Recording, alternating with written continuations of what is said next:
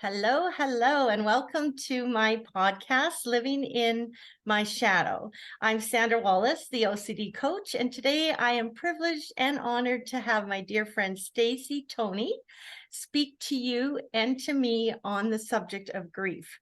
What an amazing subject that is, because grief encompasses many different things to many different people. So I just wanted to start by welcoming you, Stacy, and if you'd just like to share a little bit about your background, where you're from, we'd love to hear it. Thank you so much, Sandra. It's a pleasure to be here. A little bit about me. I am a grief coach and a speaker and an aspiring author. Nice. I've been working in nonprofit and the people helping business for almost 2 decades now. And I've worked with my church with the grief ministry. So it's just really important because a lot of people are struggling with grief. And Mhm. as you mentioned, there's so many different things that encompass grief. A lot of times we think about death, which is a big one, but there's so many different grieving situations. And especially in the last couple of years, we've had a lot of grief. We've had a lot of heaviness to deal with. So a lot of Mhm. people just kind of need somebody to walk that path with them. That's so true. So maybe we could start with the definition of grief. What you often will describe to people when you're helping people understand what grief is. Great question, Sandra. Grief is different for so many people, but grief is ultimately that overwhelming feeling when you have great loss. Mm. A lot of people may describe it as indescribable. A lot of people may say, I just can't really describe it. I just feel awful. I just don't know what is going on now. I've had this big loss and my life has changed. But it's that overwhelming feeling, whatever it is for each person. We could probably talk a little bit more about the symptoms as far as some people, they feel like they don't want to go on anymore after such a great loss. Some people may even feel like I've lost my appetite. Mhm. Some may feel like I can't eat enough, I can't sleep anymore, or I'm sleeping too much. So it's so many different things that happen emotionally. The overwhelm is just in so many areas of emotional, mental, physical, spiritual. So it can just run the whole gamut of that overwhelming feeling, whatever it Mhm. may be for each individual with great loss. Very much so. And the symptoms that you just described are a lot of symptoms that people experience when they're going through a depressive episode or major depression. And so it might be difficult to separate those two at times, I would think. So what are some of the questions you may ask people that might be helpful to our audience to know, what sort of things to be looking for to be able to know exactly what it is? Exactly. A lot of times when people have a great loss, you kind of want to know what's going on. How are Mhm. you feeling? Where do you need help? And sometimes they can't verbalize it as well themselves. They may just tell you, I don't know if I want to even live here anymore. I don't want to even be here without this or without this person anymore. Mhm. So a lot of times, a lot of people need to understand that those feelings are normal. Yes. A lot of times people isolate. Mm. That's a normal thing to do, but it's not a healthy thing to Right. do. Yes. So you want to ask them different things, such as, do you have a support system? Mm. Have you reached out for professional help? Have you utilized the resources at your employer, for example? Do you Mm. have a support system? Maybe if they go to church somewhere, if they worship or have a faith base, do you Mhm. have a support system there? Mm. What are you doing to try and work through this grief? Because that's the thing, Sandra. A lot of times people do nothing and grief will jerk you around. It Mhm. really will. You really have to do something with it, or it can take over. And a lot of people get really stagnated. And that's where the problem lies because it's okay to sometimes feel like you don't want to get out of bed, and it's okay to not get out of bed. Mhm. It's okay to feel like you don't want to eat, and it's okay maybe to miss a meal or two. But Mhm. when it becomes excessive, you want to Yes. give attention to that. You want to Mhm. let people know this is something that's normal, but we don't want it to go on for too long without being addressed. We don't want it to snowball and get worse and worse and worse. This may be something you need to talk to your medical doctor about. Mhm. So there's just so many different things. For example, there was a time I was going through a deep grief. when I lost my mother.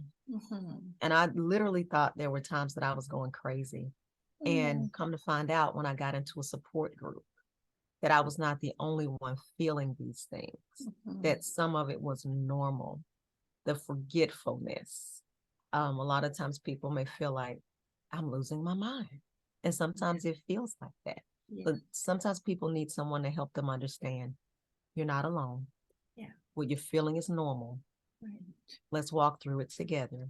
Yeah. Let's try to work on taking baby steps to feel Yes. better.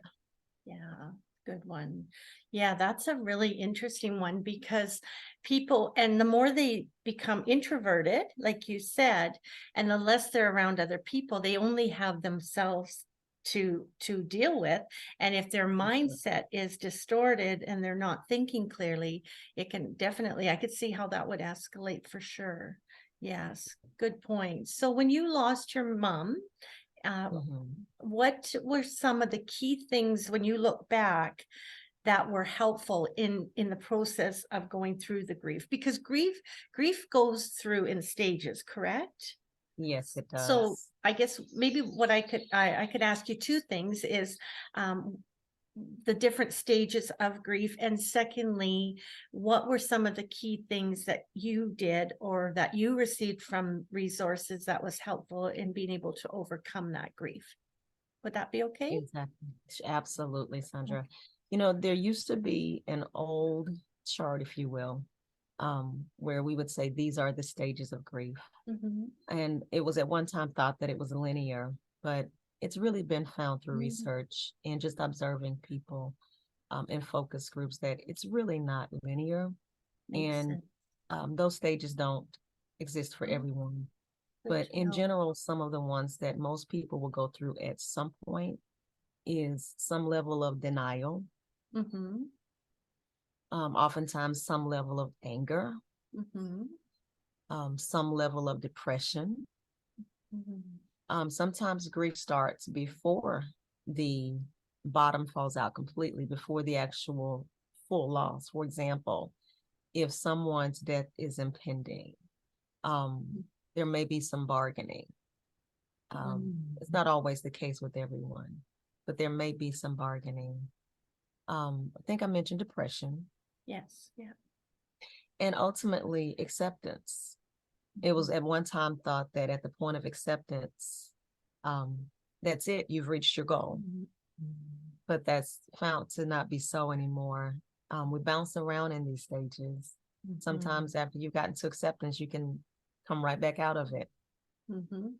and then have to work your way back to it again. Yes. So, Yeah. so key. I'm glad you mentioned that because if you come to acceptance and then things you're going through a stressful period or you have memories of certain things that have happened in the past, then you can end up going into that not cycle but into those other Mm-hmm. stages.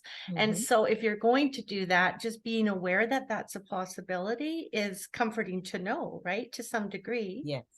And Yeah. letting people know again, this is normal. This Hmm. is just your process, and everybody's process is a little different. You know, Hmm. like you mentioned, some of the things that helped me was some time alone, you know, to process, but to balance that out because I did find a support group helpful. That is where some things were normalized for me. You know, when I felt like I was kind of losing it, you know, what's going on with my memory here?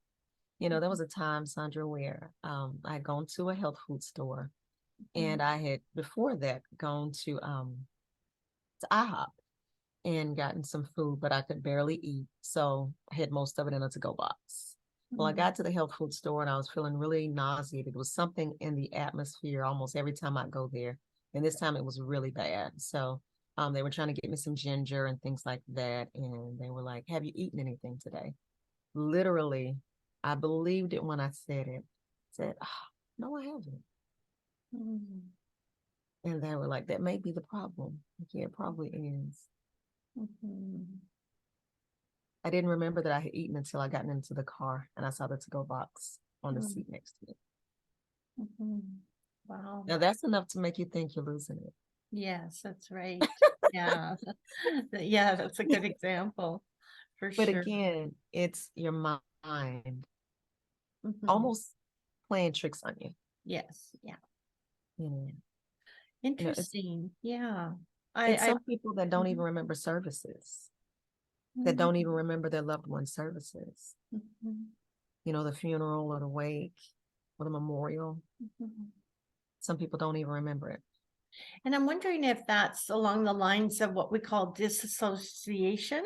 So when we experience trauma, Mm-hmm. often our brains are doing the dissociating, separating us from the event. And that's our brain's way of keeping us safe. Protected. That's right. Mhm. Yeah. That's right. Yeah, so that's a That- really good example as well. So people don't so it's with COVID now, a lot of the funerals and services when someone dies are videotaped. And I was just thinking that I know with my mama, we could only have 10 people at her service when she passed on because it was during COVID. And so we had it streamlined, but I Mhm. never thought about, being able to have it streamlined for anything other than people being Mhm. able to be part of it from their comfort of their homes.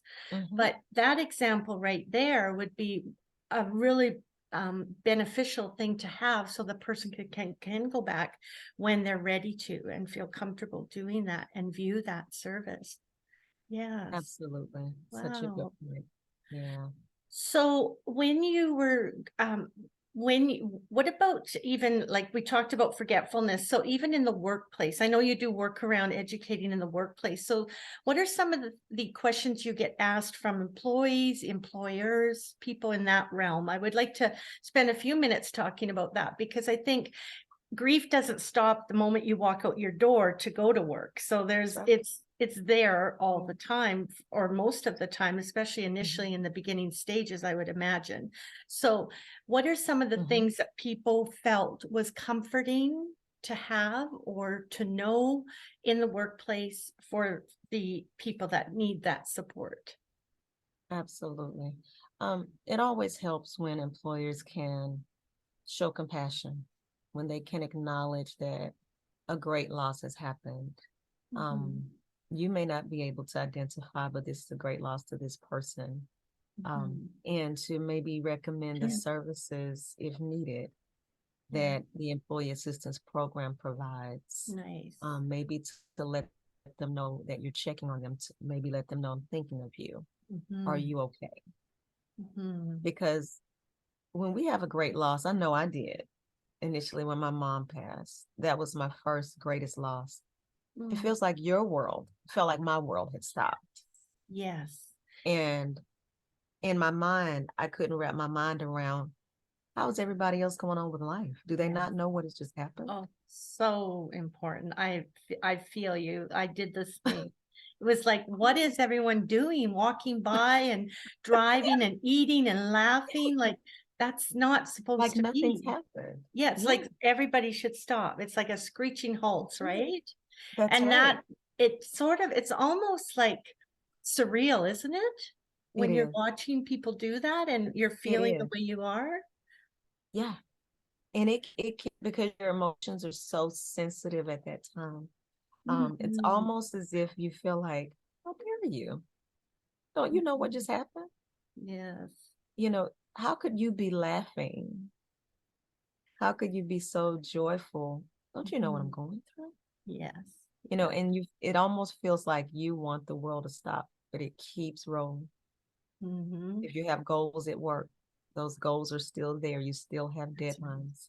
That's Once you true. take those few bereavement days, and it can be Mhm. hard. It can be really hard to get back in the swing of things at your Mhm. normal pace. Yes. And if employers would more so ease someone back in and recognize that this person is going through a really, really tough time. Let's Mhm. see how I can show compassion and be of assistance in the best way that I can and allow some grace. Yes, yes, very nice. And even the workload, being able to delegate other people to take on some of those, like you mentioned, deadlines. So Absolutely. if the deadlines are coming up close, let someone else in the office look after that so that you can focus on just getting back into the routine, because really it's Absolutely. being able to have Mhm. that concentration level to be able to go through the motions Absolutely. of performing the tasks each day, right? And that can be a Absolutely. huge hurdle to get over, Mhm. just to get up in the morning, get dressed, Mhm. focus on getting to work, and then once you're there, keeping your concentration level up. So, that just Absolutely. those steps to get to work can be Mhm. exhausting, right? Absolutely. And you could be dealing with someone that has had no sleep, Mhm. or someone that was like myself, would wake up basically, um waking up was almost like the nightmare for me. Sleep was a good escape. But when Yes. I woke up, it was reality again that Yeah. my mom's not here. Yeah. So Very that was much. tough. That was tough. So, like you say, just getting up to get there, Mhm. that in itself is a lot. Yeah. And a lot of times people don't realize that, especially if they've never had that great of a loss, or they've never experienced anything similar to that.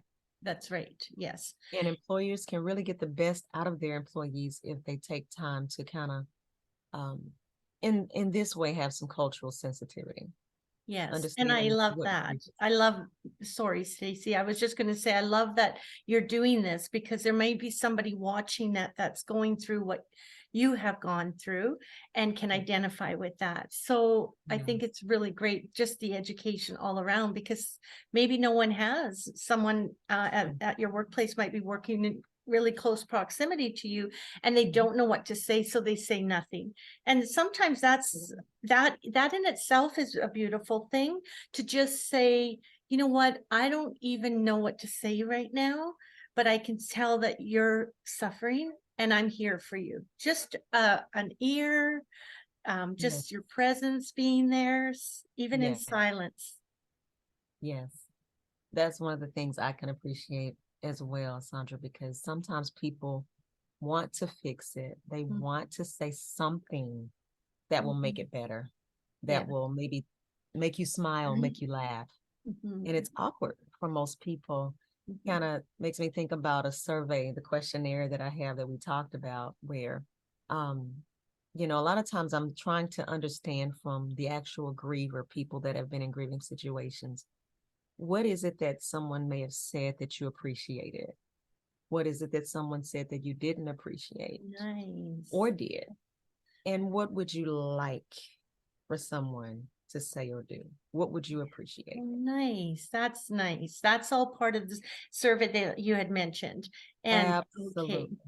so Yeah. that's wonderful. That's a really good, just getting people's feedback, because not everything That's is it. going to be relatable to each of us, right? I Exactly. don't know if you have this in your survey or not, Stacy, but I would like you to talk on the word strong, because people who are going through it, often they will say, I have to be strong. What are your Mhm. thoughts when you hear that word? Oh, that one is, it runs deep. That one's kind of personal because, I would say that I was one of the strong ones in my family. And, you know, what people think of as strong as, she's holding up really well. Wow, she's Mm, strong. She looks like she's doing just fine. You know, mm, she's handling it great. mm, She's holding everybody else up, you know. She's gonna be the one to do this, mhm, you know. She handles it well, when that probably is true to a great mm, degree. mhm, Sometimes it's not as true as people think it is. mhm. And even if it is true, that person still needs an outlet. That's right. Yeah. That person can get overwhelmed. Mhm. That person can feel devoid because they're like, well, I've been the source for this person, that person, and that person, but Yes. I need an ear.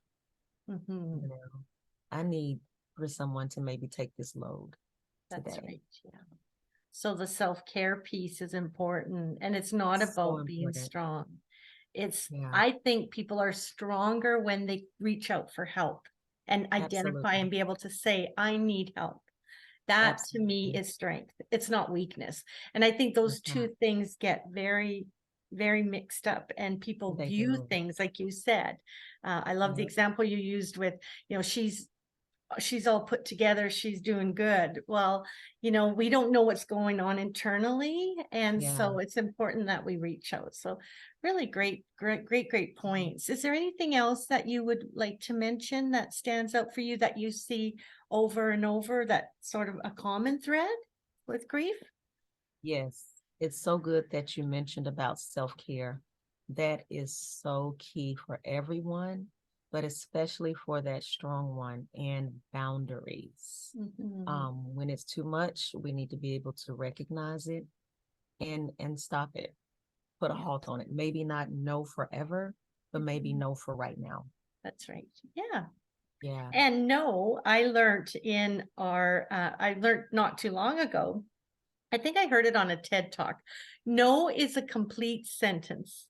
I love it. Don't you Absolutely. love that? I don't know if Yes, you've heard that, but I have. I love usually it. we have to describe it. No, I would love to, or no, I would really like to, but, and then you go on. No is a complete sentence. You don't need It's a to complete get into a, sentence. a bunch of detail as to why you can't.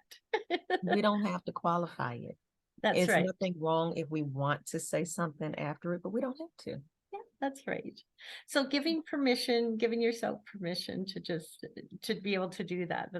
And that takes practice. It sounds easier said It than done does. sometimes, especially if we're giving people and we like to support others and help others along the way. So, and as Okay. a coach helping people grieve, you have to, I imagine you yourself have to be able to know your boundaries Yeah. and be able to practice self-care as well. Maybe that could be our final question that I ask you about that. What do you do to make sure that you have self-care as a coach? I work hard on those boundaries to compartmentalize, to be fully present when I'm there, and when I'm not there, to be fully present where I am. Mm, love it. Thank you. Yeah. Thank you, thank you. So I wanted to mention too that Stacy has a special gift for our audience that's listening. If you want to learn more about grief or you have specific questions, she is the expert, and she is willing to offer you a free 15-minute coaching call. So I'm going to just allow her to let you know how people can get a hold of you, Stacy. Do you want to just share the Yeah. contact information? Thank you so much, Sandra. Yes, you can reach me at my email or either my phone number. My website is under construction right now. Mhm. So my email is really easy to remember. It is best life after loss, BESTLIFEAFTERLOSS at gmail.com. Nice. And my phone number, you're more than welcome to reach me there, 770-596-5252. Again, Easy. 770-596-5252. Nice, thank you. And lastly, you're also working on a book coming soon. Mm-hmm. Can you tell us Mm-hmm. a little bit about the book itself? Absolutely. The content is going to basically be one that's going to help people help grieving people, Okay. because that's going to be ultimately how to help grievers more. Because a lot of times people have the greatest intentions, but sometimes the things they Mm, say and the things they do can further exacerbate the grief unknowingly. Even sometimes the cliches or this not doing anything at all can be very hurtful. And people, I believe most have great intentions. It's just such mhm. an awkward thing. So Yeah. I have a survey, and that's what I was mentioning to you that I would be willing to give a free session for if people will fill out that quick little 3-question survey, and they can get access to that by either calling me or going to my email and requesting that. I'll give them a 15-minute coaching session to see if coaching is something that they believe they could benefit from. Excellent. Wow, thank you. That's so generous. I want to have that survey as well. So I'm looking forward Yes. to you sending it my way. So I I sure just will. want to mention that Stacy's podcast is going to be up and loaded probably within the next 48 to 72 hours. So look for that on my website at www.theocdcoach.com. And we will also have it up on our social media platforms and as well on YouTube channels. So stay tuned and look forward to seeing you again, Stacy. And I know that we're going to be connecting next month sometime through some Yeah. special mastermind training. So thank you so much for being a part of our podcast today. And we should really get you back on later on after your book's out and get some feedback on the responses from that. Okay. Yes, I'd love it. Thank you so much for having me. Okay. Thank you. Take care. Bye, You everyone. too. See you next time.